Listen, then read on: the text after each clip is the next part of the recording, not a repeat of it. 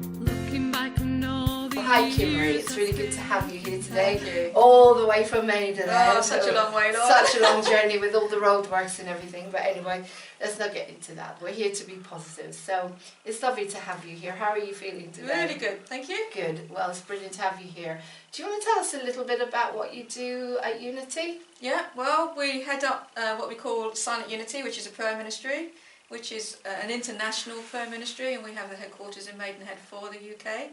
So that is where people can write in, they can call us on the phone, they can email us with any requests for support that we give through prayer. It's interfaith. The only question we say, or the only thing we ask, is that they have some faith and that there's a power greater than them that they're connecting with, and that we believe where two or more are gathered, that energy multiplies and grows, and that the power of prayer really works. Would you like to tell us a little bit of what you do at Unity so we can enlighten the public? Absolutely. Well, there's various roles that we have at Unity. Our primary role is our prayer ministry, which sounds very sort of grand, but really if anybody wants any support in any form and they believe in a power that's greater than them that they can link to, that empowers them from within, then we're there to pray with them. And we take calls, emails, letters, and just really find a sense of connecting with them and with the power that we all live within, to enable and for healing, for abundance, for relationships, for employment, finding new homes, all the gamut of life experiences where we struggle and it doesn't seem to be flowing easy. We bring our consciousness of prayer and the knowing of a higher power at work through us and as us, and we find that blocks will clear, people find their right way forward, their health will improve. It's just so many wonderful stories we get all the time through working through prayer. That's fantastic, that's wonderful. We were talking before with Pete, we were talking about loneliness and how isolation and loneliness is not good for us, how we're all meant to be social beings. So that's what Unity is doing, it's bringing people together, connecting us all together. So what do you actually do to help that situation? In that regard, that would be much more with the events that we hold. We have retreats and workshops, we have services and prayer meetings, and we've opened up much more now to Zoom technology, so that people can join us from their own home. So as you say, feeling part of a community, feeling part of like-minded people that you can connect with is just a really important aspect of life today. So using Zoom, we use that for our 9 o'clock prayer services, we use it for our Sunday gatherings, all sorts of different things we put out on Zoom. We have education classes that we do that people can connect with, and done very much in discussion format. So there's a real sense of reaching out. We're not just located in Maidenhead, we are connecting with everyone, and not just in the UK but from Europe and America too. So it's really important that we do get a sense of being connected to the presence within, connected to each other, and connected within the whole universal life energy. That's fantastic, that's wonderful.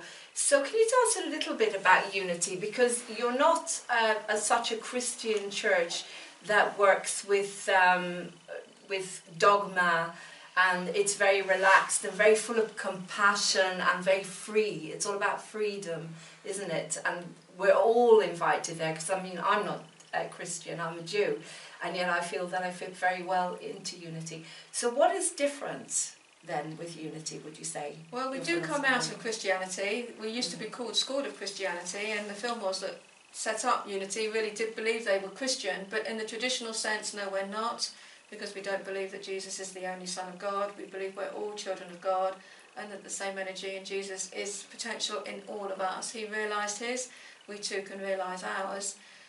So we are very open to any faith, any religion. There is no dogma, there is no creed. We do teach that the power is within, and encourage people to make that connection for themselves. It's that inner connection that changes the world and our experience around us. So it very much is about making that connection.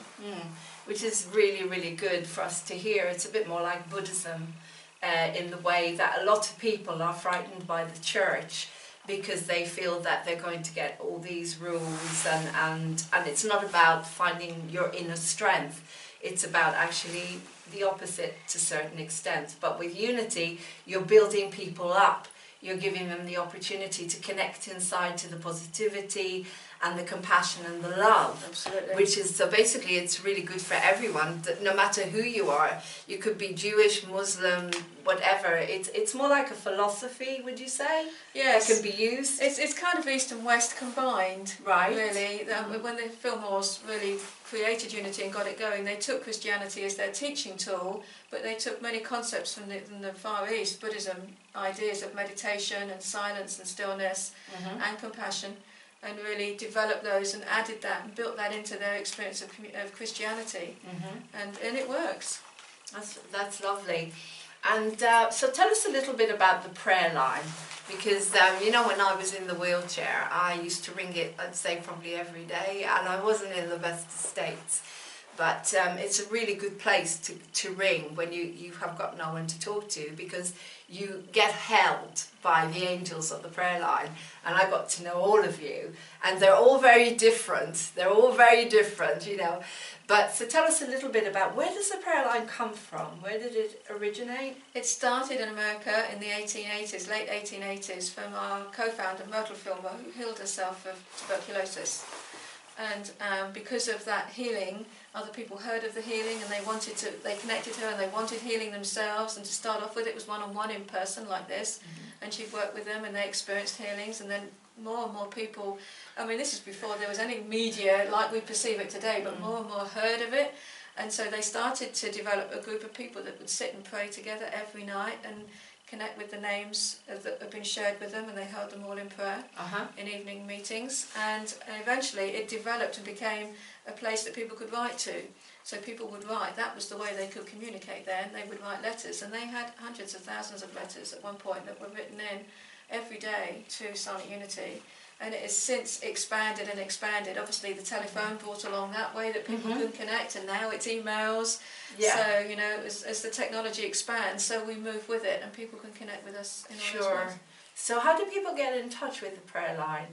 There's a website. You can go to www.unityuk.org, and on there is all the details about the prayer line. The email is silent.unity@unityuk.org. Okay, silent.unity@unityuk.org. And if you want the telephone number as well, the telephone number is 01628 628 916. 01628 628 916. That's wonderful. And if there isn't anyone actually on the line, they do get a very positive message.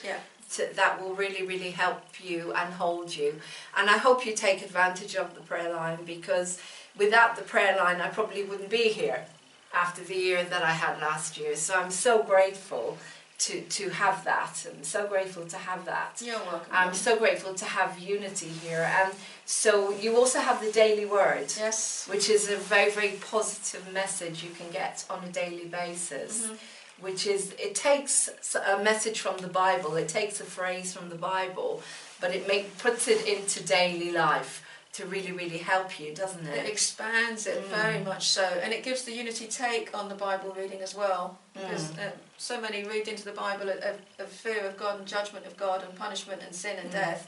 And we look at it in the opposite way. We take it what we call metaphysically, and we expand it, and we see it in a very positive, supportive, encouraging way, and everything is about the powers within us and using that power to transform our lives. So yes, daily readings, bi-monthly booklets, digitally and printed form.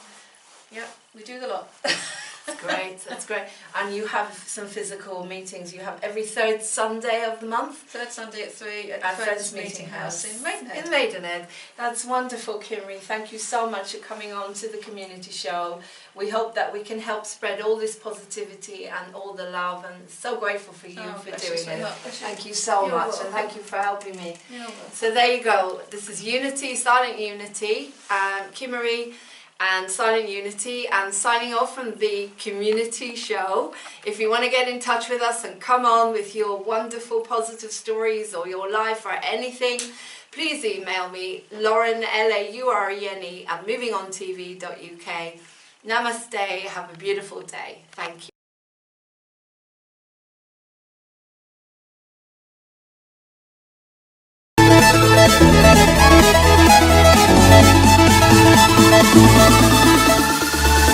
You get someone that's actually in intense pain that it's hard for them to even sit and think that they could ask their pain in. How are you going to do it? Would you do that by steps, like slowly, gently? Because the first thing that you want to do is imagine that you're holding a sword and shield while setting the sword and shield down, and then walking up to an imagined sacred space, the door opening, and then your issue, say neck pain, walking through the door, and you welcome it. You say, well,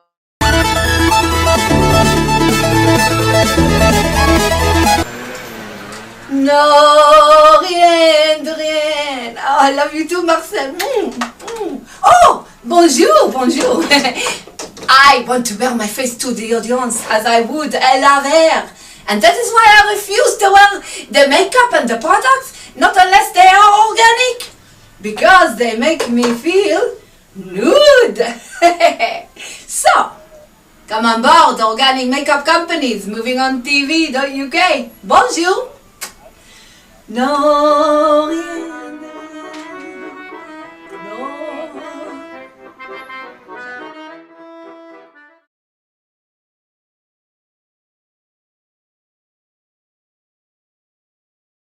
Broken hearted, forgetting all the ways we used to fight. I still can see your love holding on, pushing way beyond the tears. I still can see